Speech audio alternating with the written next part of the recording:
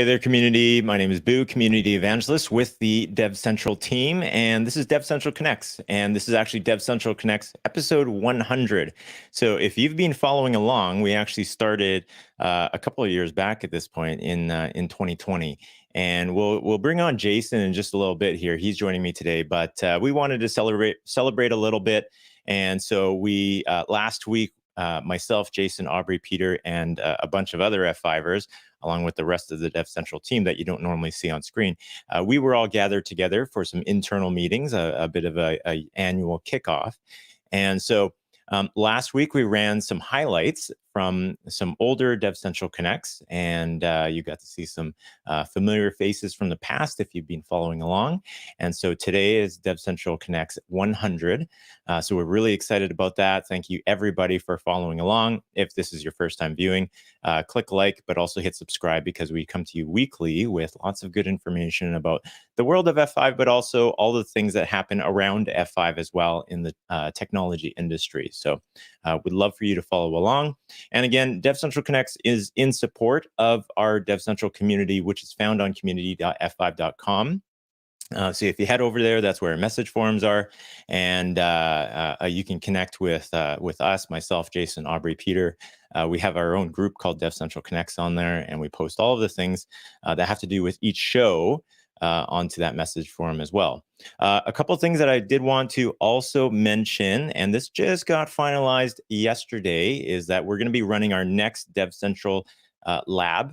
And so we're going to have a lab day. This is going to be on December 13th, and we are going to be doing automation and orchestration tool chain 212 it is. So we usually run these labs at our agility conference every year. And we can also take these labs, and for those that that missed out at agility, we can actually run them again. So we're going to run this automation one. We'll get some registration set up for that pretty soon here. So we'll put that out onto our social handles, but also onto community.f5.com. So you want to tune into there, and we'll keep you updated and get you signed up for that. So without further ado, I'm going to bring on Jason here. Where's the button? There he is. Jason, how's it going? It is going well. I missed the ugly sweater memo. It looks like you're celebrating already. I am, yeah. With a fantastic ugly sweater. A little bit early on, but I wanted to put this on because you can actually get one of these sweaters for yourself. If you follow F5 on any of the socials, you'll actually see a link where if you just want to go on, and if you want to claim a free one and you're in North America, either Canada or the US, you can actually book a demo and learn about some F5 products, and you can get yourself a free sweater just by doing that. But if you don't want to go through any of that, you can actually head over to shop.f5.com, and you can purchase yourselves one of these F5 ugly sweaters as well, and show your support. We'd love to see folks with pictures of them wearing their F5 ugly sweater. So that'd be great. Yeah, Aubrey's here is like wishing he had your sweater on. Cold in Rochester, New York, and no doubt here. I came home from ISMC where it's like 75 the day we left, I think, and I came home and it was like 33, 34 degrees. This is Fahrenheit, people, and I came home, went to bed, and woke up and there were 6 inches of snow on the ground. And it was 80 degrees 2 days before we had 6 inches of snow on the ground. So that's the Midwest in the United States here, people. And then wow. So that melted by Sunday afternoon. And again, woke up this morning and we have about an inch or two on the ground. So, we don't really get that much snow around here. I'm in like the column of sadness where snow usually goes around us. But, we've already been twice, and it's not even December yet, so I should count my blessings. Yeah, it would be interesting to see on a map, pinpointing where all the sweaters are sold. We should gather some of that data once we sell them. There you go. Sell out of them. A number of them are out there already, and I've seen people posting their F5 sweaters, and so yeah. We'd love to get these out to folks. So Jason, you've been around DevCentral for a very long time, but you've been around DevCentral Connects since the beginning. This DevCentral Connects 100, thought I'd give you a moment to kind of talk through the early origin story, because I actually didn't know some of this when we were chatting about it yesterday. Yeah, so we went live for our first couple of episodes right after the world kind of shut down. But we didn't start the live stream because of COVID. We actually were planning several months ahead, and we were waiting on equipment. The A10 Mini, which many of you may be very familiar with, took the market by storm. It wasn't a product as of like August or September. I think it launched officially in the September, October timeframe of 2019, but nobody could get their hands on one, and I don't think we got ours until December.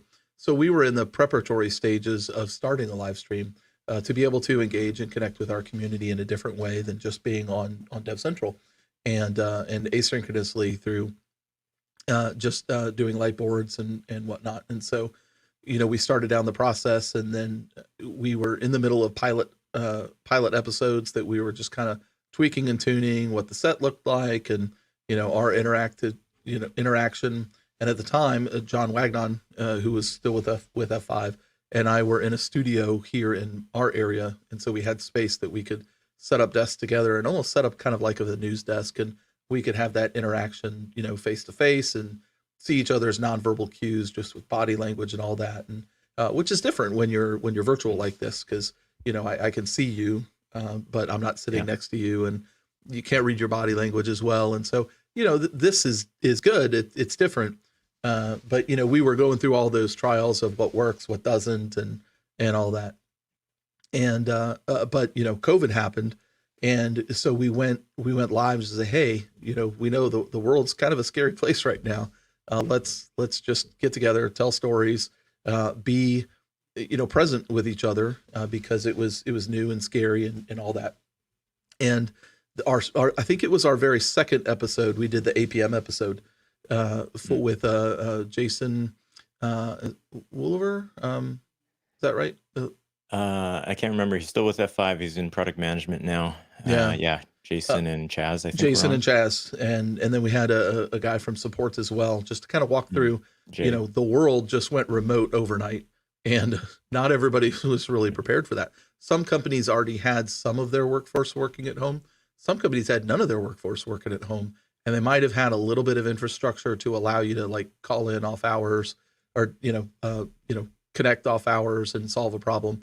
But supporting your entire company in a remote was not something a lot of people were prepared for. And so that second episode that we did, we just kind of hit the ground running. And so it was all up from there. But that it was a pretty great connection with everybody in those early episodes. And I know to some extent everybody's kind of feeling the glut of, man, we've been remote for so long, I just want to see faces. And we found that last week when we went to our sales and marketing conference, and that we really it was great to see everybody, because that was my first F5 trip since before COVID, and just being able to not see people on Zoom and hug and hang out and chat face to face, it was great.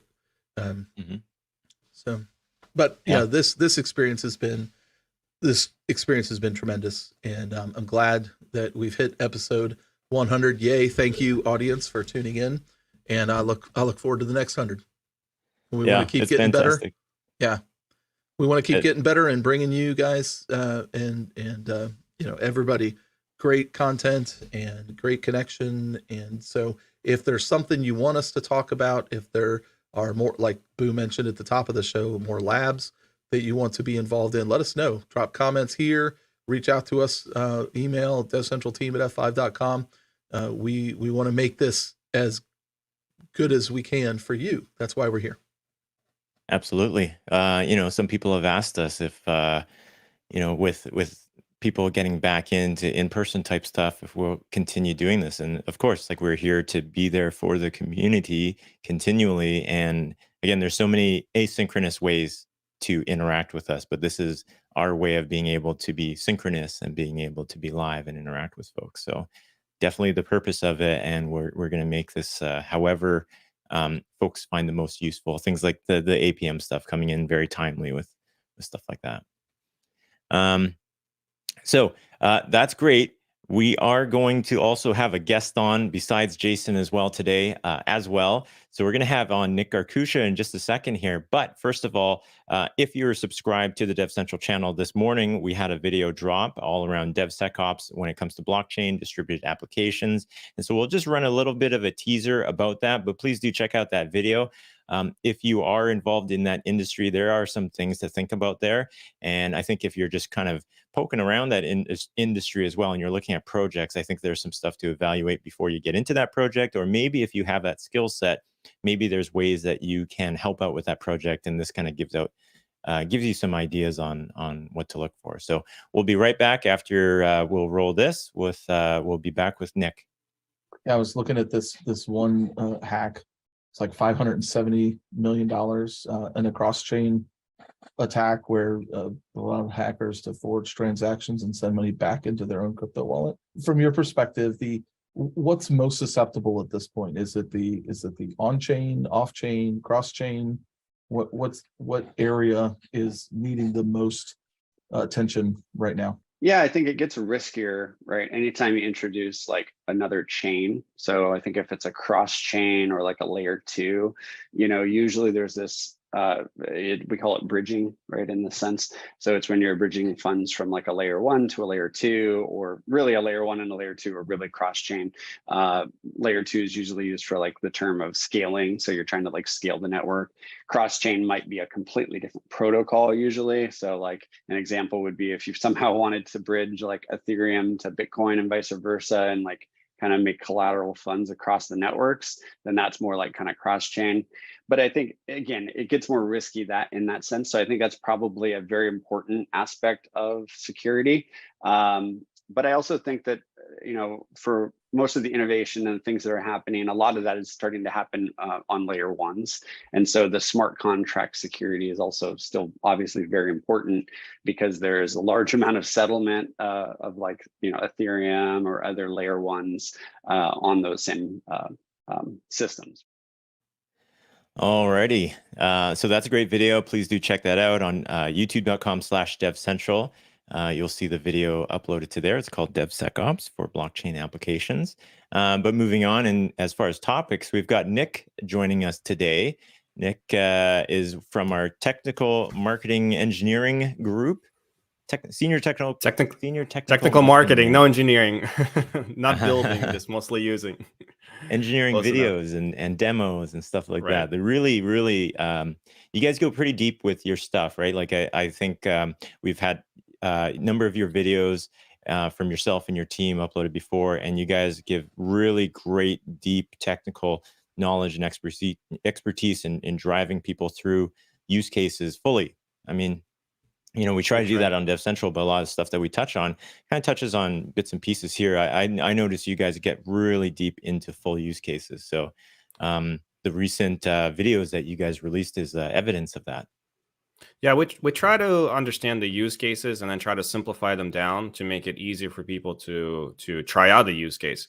I think one of the big challenges whenever you use a technology is not having a template or a springboard to try to use the technology, right? You log into a portal and you have all these options and all these things you can do. So what we try to figure out is, well, if there's 3 or 4 things you can do very quickly within an hour, what are those things? And then provide some tools and some frameworks and a little bit of guidance around doing those things, making those use cases really approachable, right? And something that we hear a lot from customers is that there are 2 or 3 use cases that keep coming up, so we try to zero in on those and get those done.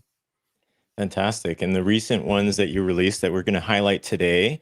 So if you, let me zoom this in a little bit here, but if you head over to youtube.com/DevCentral, and in the videos area, that's resizing on me, but there's a couple here. They're the recent ones, but if you just look up multi-cloud networking demo guides, you'll see 1, 2, 3 videos here, and attached to that GitHub repo.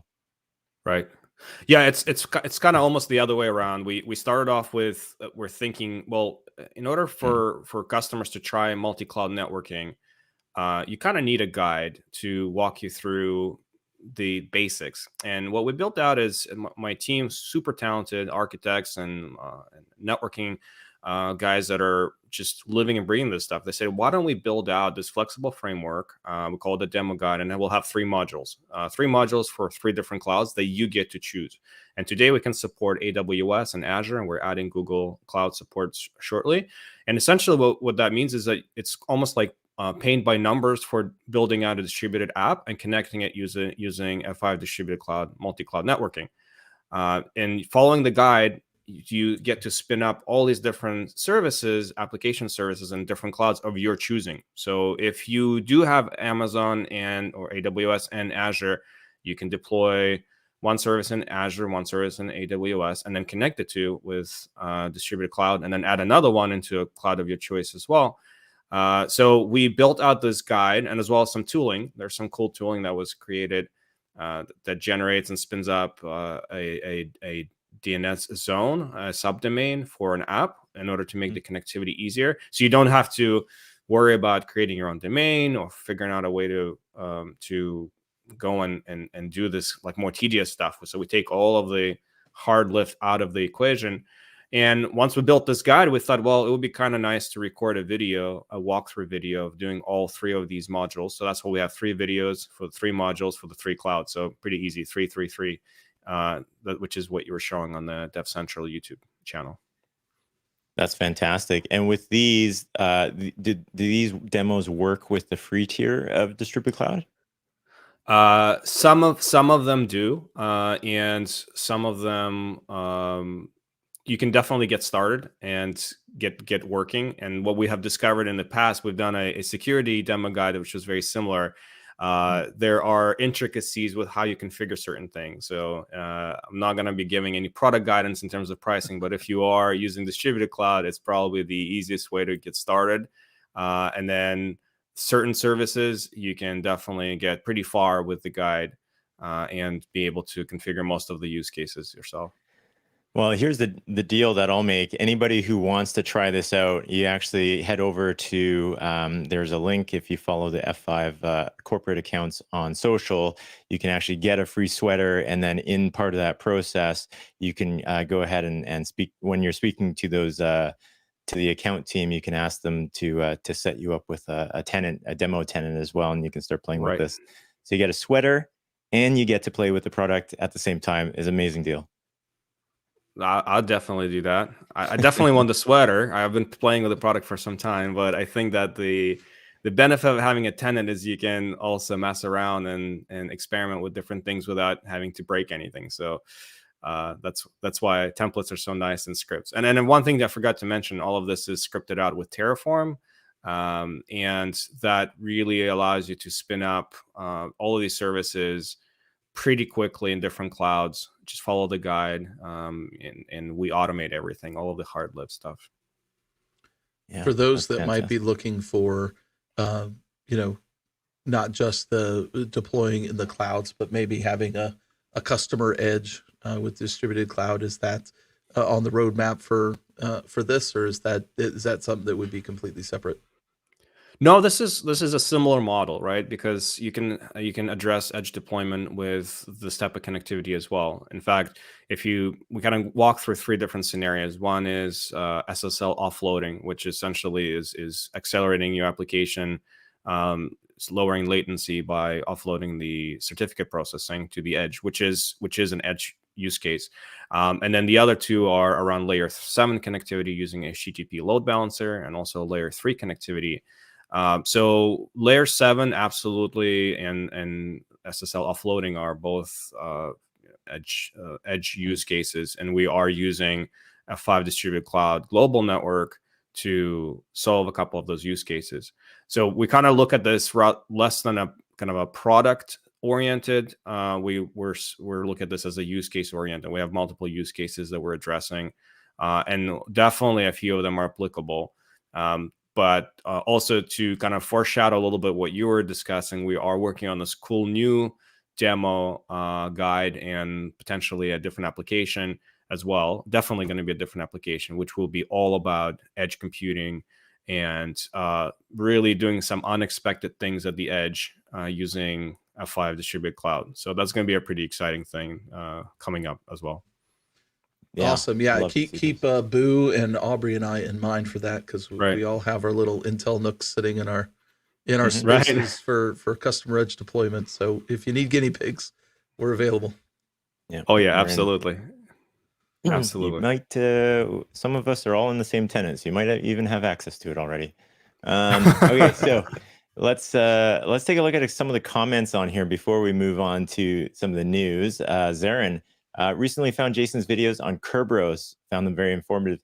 If you need a video on something, it's Kerberos. Like, I have had to review Kerberos probably 3 times so far in my career, just to try to get through certain configuration scenarios with folks. And I've watched Jason's videos on Kerberos as well to wrap my head around it. So that is a priceless video, and it gets a lot of views on our channel. I will well. deflect all praise to Mr. Kevin Stewart. He is our resident expert on all things Kerberos, and he was my source for all of that material. He's been my source a number of, he can attest to that as well. He's been my source quite a bit as well. K-Stu on the forums if folks are checking out community.f5.com. And then Zarin, this is a great comment as well, because I don't know if we'll actually get to it. However, actually we won't get to it because I didn't put it down. But as I was looking through editorial for today's show on news articles to bring up, I was contemplating bringing up one on quantum computing, its impact to cryptography, a conversation that Joel Moses recently had when I was in GovWare in Singapore a couple weeks back, and I think it's really relevant right now as far as what's at stake when it comes to all the things that we have encrypted and quantum computing coming along and squashing all that. Yeah, I don't think we need quantum computing to yet be the gorilla to break cryptography, because we still have a lot of very simple hidden errors that have been there for 20 years that are still going to be discovered with research on current technology, because there's cryptography is hard, and there's still a lot of flaws out there. Very true. So Zarin, if you head over to community.f5.com, join the DevCentral Connects groups, we'll actually post all of the links from the news articles that we'll try to discuss today. We'll probably get through maybe 2 of them, and then I'll add the cryptography one on there as well. So speaking of which, Jason, if you want to pull up what do you think we should speak about today as far as the news? Absolutely. This first one is yours, I believe. Yeah, this one is, I could have pulled up a million articles on this. This is almost just a placeholder article, but FTX collapsing, and there's so many aspects to this story right now. So you have Sam Friedman Banks, I think, SFB, and everyone calls him, who is the CEO of this company. And I think he's not even 30 years old at this point, and he managed to raise and have a company valued at billions of dollars. And all of a sudden, poof, it is vanished. I think he took off on a plane to Argentina or something like that. He's got a $40 million home in the Bahamas now. He's now trying to sell. There's a back door inside of the software where $1 billion has been transferred out of their wallets as well. Other blockchain and crypto companies are involved with this because they had addresses placed with them as well, or funds placed with them as well. So this is going to be a really interesting one. And we're also seeing pension funds out there that had placed a lot of money with FTX as well. Like, I think the Canadian pension, one of the biggest pension funds in Canada, Ontario Teachers Pension Fund, I think had $96 million placed with them as well. So I don't know. There's so many aspects to this. Would love to just continue this chat inside of the DCC forum on community.f5.com and see what other people are kind of looking at when it comes to this, because there's a lot of aspects to it. I don't know if you guys have followed it very much. I have not spent a whole lot of brain power on crypto and Web3 and all that yet. Talked about it, and I'm intrigued, but also it just seems like a hot mess. So I'm not really sure I'm quite ready to invest a whole lot of brain power there yet. Mm-hmm. Have you watched this one, Nick? I've seen it. I'm glad that I didn't go deep into crypto, because there's a lot of opportunity to make money and a lot of opportunity to lose money. But apparently people who are in the know are the people that are making money. I've seen a lot of interesting shady stuff happening. In particular, when you mentioned, I think it was close to $1 billion that just disappeared within a day after the filing for bankruptcy. I mean, that's again one of these questions. Well, was this a security breach or was this a insider access? And I think the harder it is to track how technology enabled scams happen, the harder it is to predict what's going to happen with your own money if you were to put some of your own money there. So I'm staying away for now. Yeah. Yeah. I'm waiting for quantum computing. There you go. Yeah. I just saw this and I was like, man, I hope you were on this end of the buy, the 16,000 rather than, I hope you weren't the investor a year ago at the 69,000, because I'm sure you're crying big crocodile tears right now if you were buying at this end. So maybe don't, divest just now and hold on and hope for the best. Yeah. And I should say too, we just did this discussion with Kevin Jones, and I think Kevin and people kind of in his area, in his realm, look at crypto as a means of applications and ways to use blockchain technology, but not necessarily as a currency and a storage of value. They're looking at a different means, which I think is super interesting. Like, the types of applications that they can build now are pretty cool. So well, that's a good segue, actually. That's a good segue actually to my article, which is on the interplanetary file system, which is a Web3 file system, distributed, and all good technology has its uses for good and its uses for not so good. And so a lot of malware is starting to show up and being hosted in IPFS.